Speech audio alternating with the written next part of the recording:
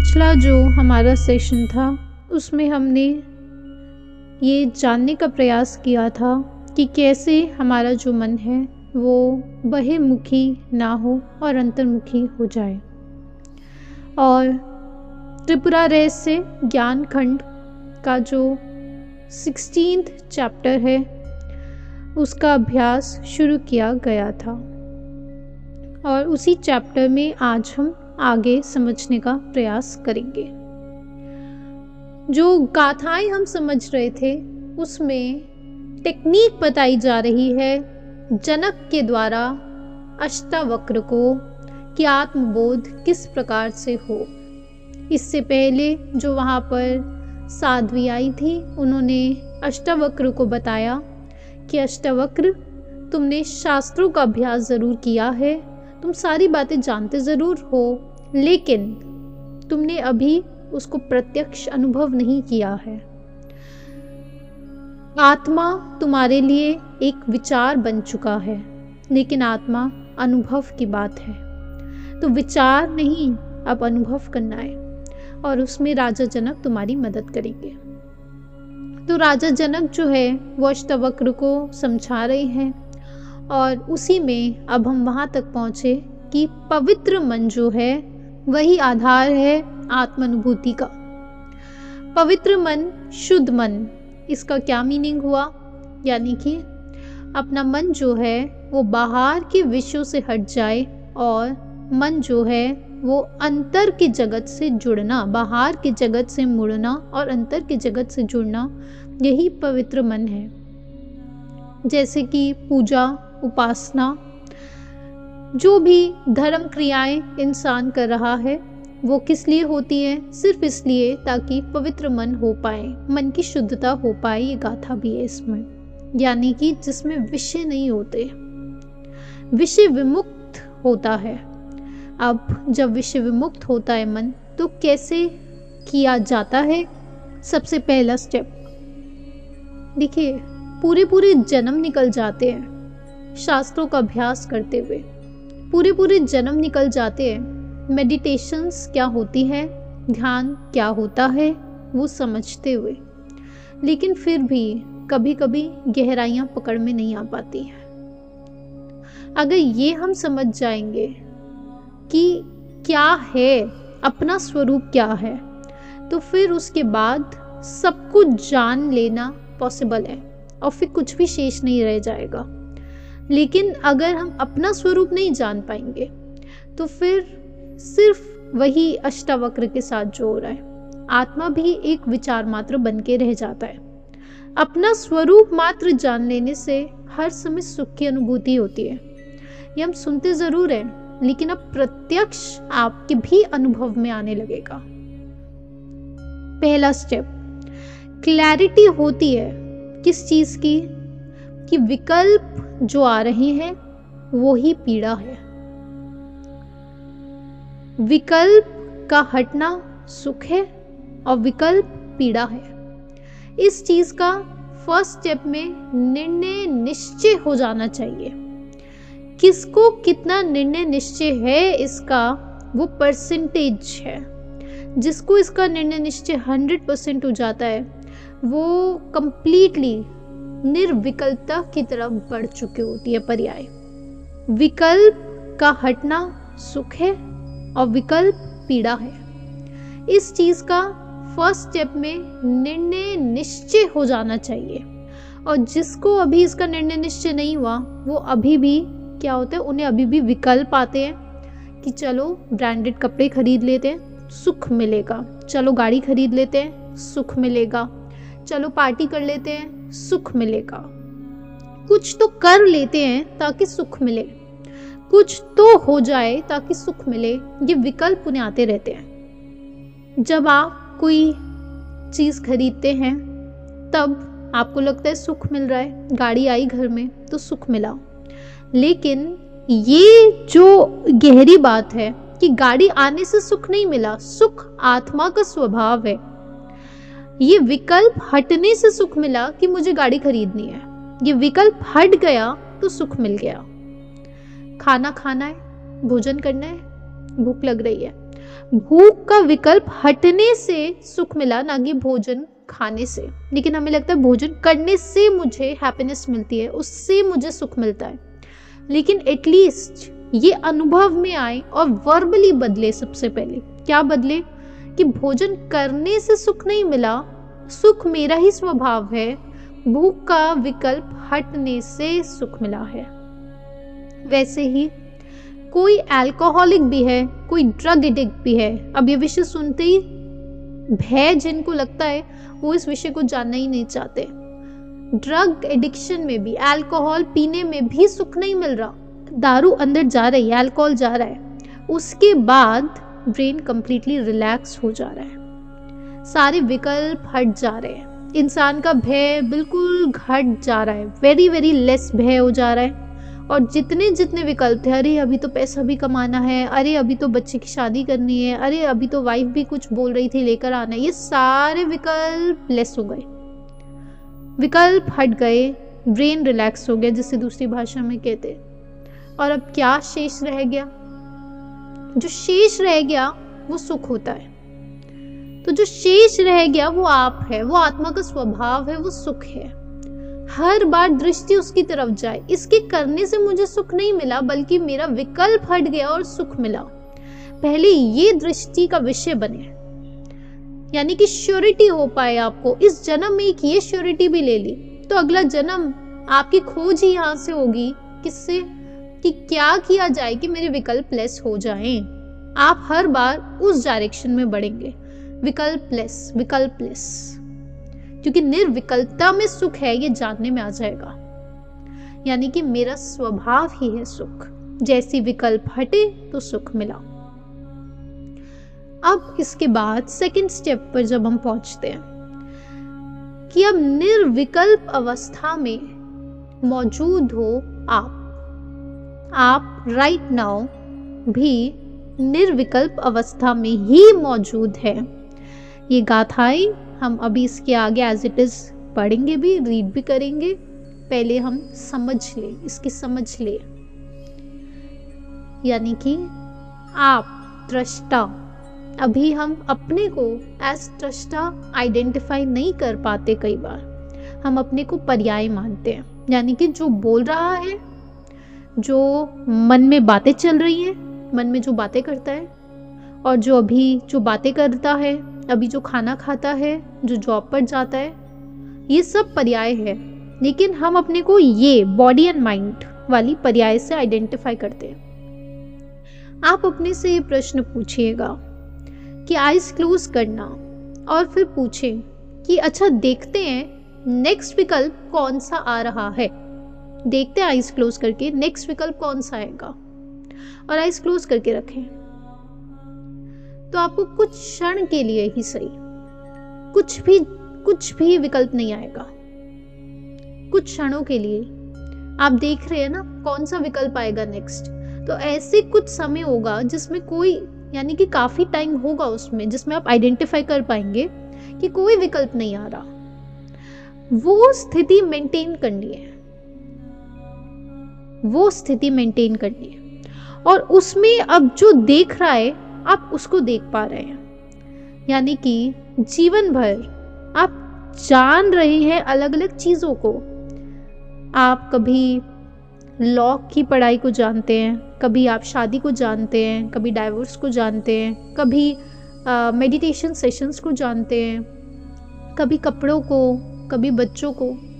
लेकिन जान कौन रहा है उसको नहीं जाना, जानने वाले को जानना है। अब तो अब जब आप ये प्रश्न बोलते हैं और फिर वहीं पर स्थित हो जाते हैं, आपकी दृष्टि यानी कि आपकी पर्याय अब डायरेक्टली देख रही है उसको जो जानने वाला है।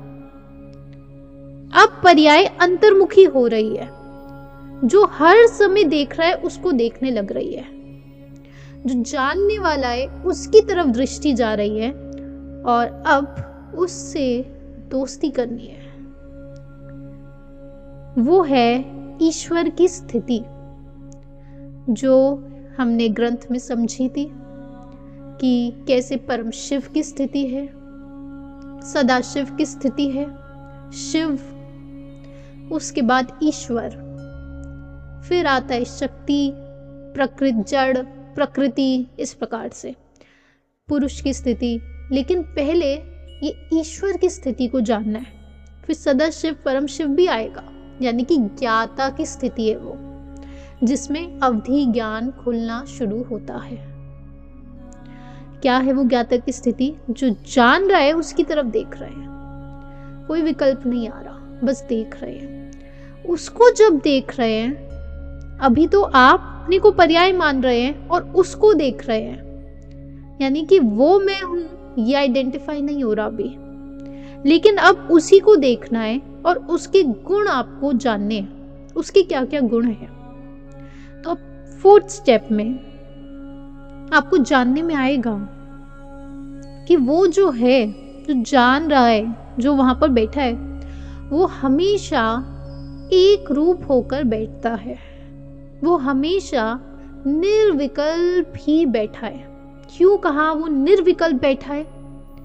क्योंकि अगर उसका खुद का कोई विकल्प होता तो फिर आप अभी अपने को पर्याय आइडेंटिफाई कर रहे हैं, यानी कि जो विचार करता है, जो बातें करता है, तो फिर वो उसकी बातों को कैसे जानता? अगर खुद का कोई विकल्प होता तो उसकी बातों को कैसे जानता? खुद का कोई बायस होता। आप देखिए यहाँ पे विकल्प से भी अगर हम समझें कि अगर 2 इंसान भी बात कर रहे हैं, अगर आप राइट नाउ हमारी बात भी सुन रहे हैं, तो आप इसलिए सुन पा रहे हैं क्योंकि उस एक समय में आप बस हमारी बात सुन रहे हैं। अगर खुद की कोई बात कह रहे होते तो सुनते कैसे? वो जो ईश्वर की स्थिति है, वो खुद कभी कोई विकल्प उसको आता नहीं, वो हमेशा यानी कि प्लेन बेस की तरह बैठा है। अब इसमें गाथा आती है कि वो जो है, वो निर्विकल्पता, वो ही आधार है सब चीजों का। किसका? सब विकल्पों का भी वही आधार है। और उदाहरण है एक वॉल का। एक दीवार होती है, उस पर एक पेंट किया जाता है, एक दीवार होती है, उस पर एक पेंटिंग लगाई जाती है, पिक्चर लगाई जाती है, लेकिन दीवार आधार है जिस पर पिक्चर लगाई जाती है। वैसे ही वो हमेशा निर्विकल्प ही बैठा है, तो वो निर्विकल्प स्वरूपी है। ये उसका पहला गुण हुआ। ये नोटबुक में लिखिए और उसे जाना है आपने प्रत्यक्ष देखा है उसको कि वो निर्विकल्प स्वरूपी है, उसका खुद का कोई विकल्प नहीं है। तो मेरा जब कोई विकल्प आता है तभी वो जानता है। ये पहली चीज। तो वो आधार है जिसमें विकल्प जाने जाते हैं, वो बेस है, तो वो तो निर्विकल्प स्वरूपी है। उसके आगे आप जानेंगे कि अगर उसके खुद का कोई बायस होता, अगर उसका कुछ गुड बैड होता कि ये चीज़ तो मैं नहीं जानूंगा, जैसे आप कहते हैं ना कि कोई बहुत ही कहीं वॉमिटिंग पड़ी है, कीचड़ पड़, ये मैं नहीं जानूंगा, ये बहुत गंदा है, तो ये जो कह रहा है, तो क्या वो भी यही मानता है कि ये नहीं जानना चाहिए? क्या वो भी ऐसे ही मानता है? ईश्वर अगर वो ये मानता कि वॉमिट मैं नहीं जानूंगा, तो वो वॉमिट को जानता कैसे? जब ये लाइन बोली जा रही है वॉमिट मैं नहीं जानूंगा, तो वॉमिट देखी तब तो बोली, तो वॉमिट उसने जानी कैसे?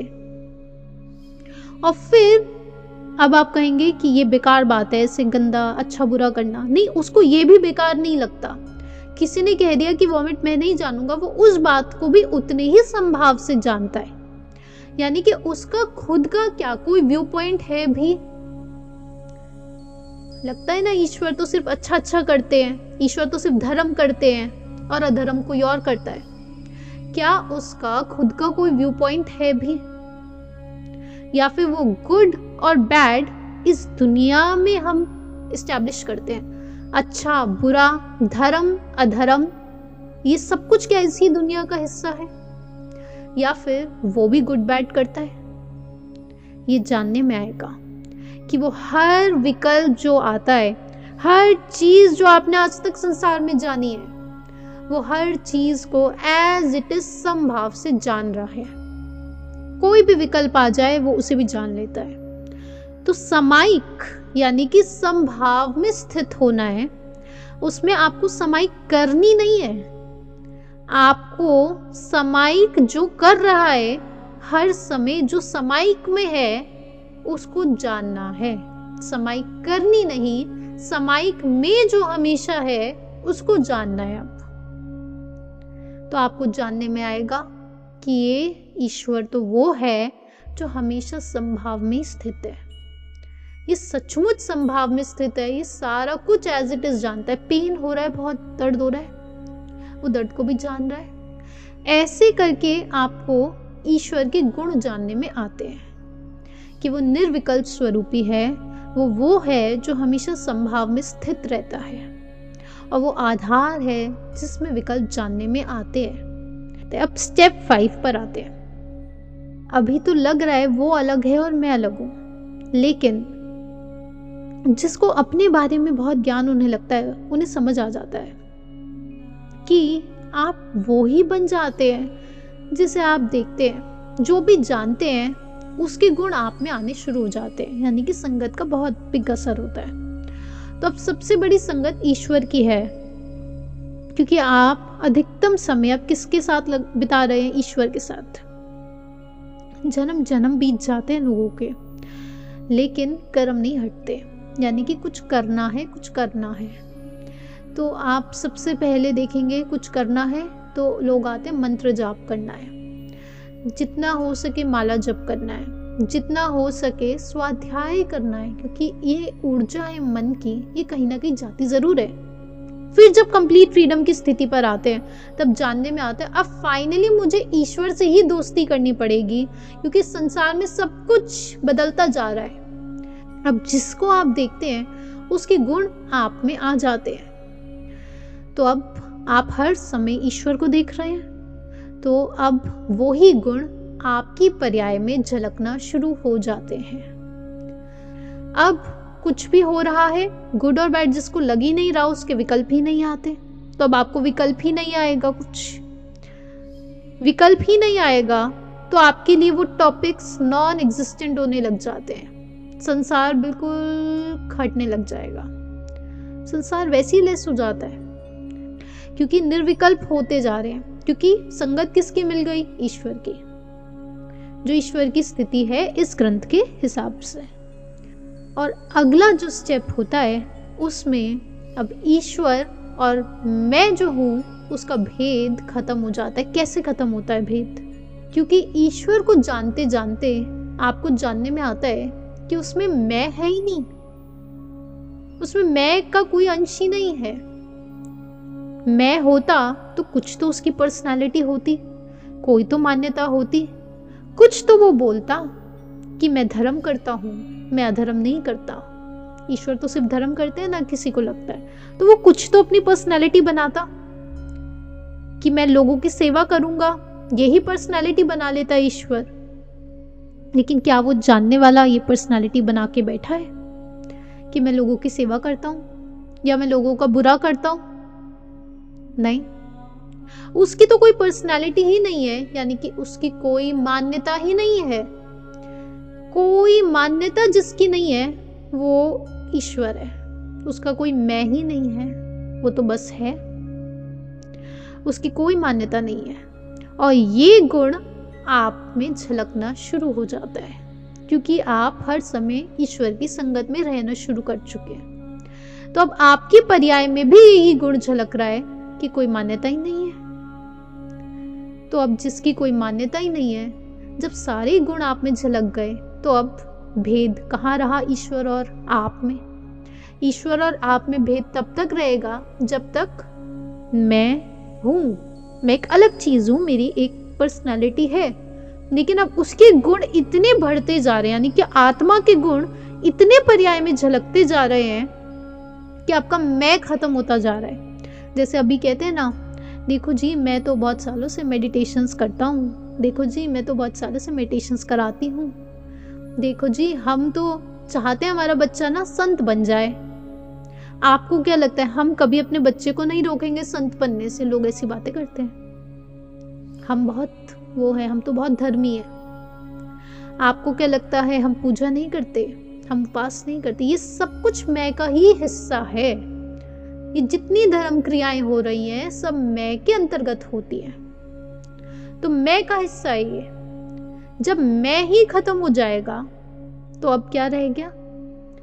तब बस फिर ईश्वर। तो ईश्वर और आपका भेद तब तक है जब तक आप हो। अब आप ही नहीं तो क्या शेष रह गया? ईश्वर रह गया। उस स्थिति के लिए कहते हैं कि अब आप शिव में समा जा रहे हैं, अब आप शिव में ही समा गए। तो जो अभी तक ज्ञाता था, वो ज्ञाता आपको तब तक जानने में आ रहा था जब तक एक विकल्प था कि मैं हूं, यानी कि अवधि ज्ञान का विषय बना।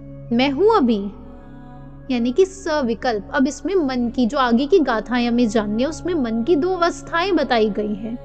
उसमें से एक है अवस्था जिसमें कोई विकल्प नहीं होता, निर्विकल्प की अवस्था। मन या तो निर्विकल्प की अवस्था में होता है या फिर दूसरी अवस्था है सविकल्प अवस्था। सविकल्प की अवस्था में भी 2 भेद हैं। उसमें से एक है प्रत्यक्ष और एक है दूसरी वाली अवस्था है जो अभी हम जानेंगे। दूसरी जो अवस्था है वो स्मृति। अब सबसे पहले हम क्या जान रहे हैं? हम जान रहे हैं सविकल्प अवस्था में प्रत्यक्ष वाली, जिसमें ज्ञाता मौजूद है। ज्ञाता तब मौजूद होता है जब आप कोई चीज देखी और उसको ज्ञान में उतार रहे हैं। जब आप ज्ञान बोलते हैं तो वो स आकार होता है, विद आकार, विद सम स्ट्रक्चर। लेकिन जब दर्शन होता है वो विदाउट एनी स्ट्रक्चर होता है, वो निराकार होता है, कोई आकार नहीं होता, बस जान रहे हैं, बस दिख रहा है, देख रहे हैं। लेकिन जब हम ज्ञान में बोल रहे हैं, ज्ञान तब होगा जब ज्ञाता होगा, यानी कि प्रत्यक्ष अनुभव। एक विकल्प रह जाएगा कि मैं हूं और ईश्वर भी है, मैं हूं और ईश्वर भी है। तो जब ईश्वर में स्थित हूं तो मुझे प्रत्यक्ष अनुभव हो रहा है, यानी कि ज्ञाता मौजूद है, यानी कि अवधि ज्ञान। तो उसमें भी एक विकल्प है कि मैं तो हूं अभी। इसलिए वो अवस्था केवल ज्ञान की नहीं है। केवल ज्ञान की जो अवस्था है उसमें अब ज्ञाता भी मौजूद नहीं है और मैं का पूरा भाव विलीन हो चुका है और आप शिव में ही समा गए हैं, या फिर कहें आप में और उस ईश्वर के भेद पूरा खत्म हो चुका है, क्योंकि आप विदाउट एनी स्ट्रक्चर सिर्फ दर्शन रह गए हैं। तो इसलिए आत्मा, शुद्ध आत्मा, जिसे जैन आगम में जीव तत्व कहते हैं, वो हम नेक्स्ट सेशंस में कभी जानेंगे।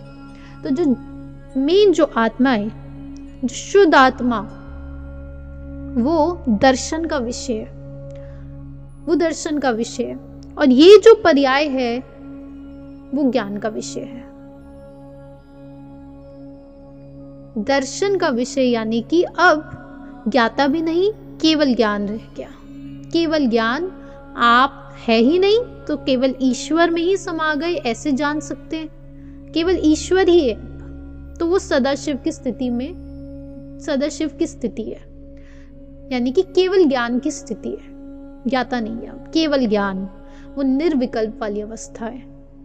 और सविकल्प में भी अब इसके आगे हम जानते हैं।